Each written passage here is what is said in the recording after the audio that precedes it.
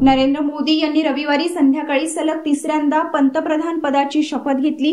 ते नेहरू नंतरचे दुसरे पंतप्रधान ठरले आहेत।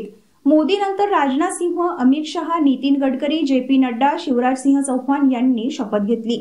राष्ट्रपती द्रौपदी मुर्मू यांनी पंतप्रधान व मंत्रिमंडळातील अन्य सदस्यांना पद व गोपनीयतेची शपथ दिली।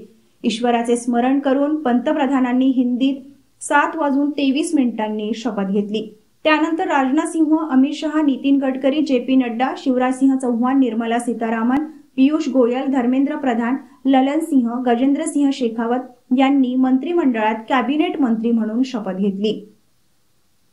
पंतप्रधानांच्या शपथविधीला नेपाळ, बांगलादेश, मालदीव, श्रीलंका, भूतान आदी देशांच्या राष्ट्रप्रमुखांची उपस्थिती होती।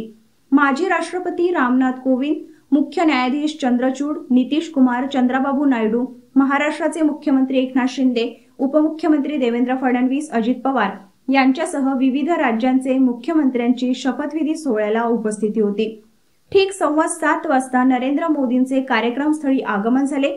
पांढरा शुभ्र झब्बा, पायजामा, निळ्या रंगाचे जॅकेट असा वेश पंतप्रधानांनी आज धारण केला होता।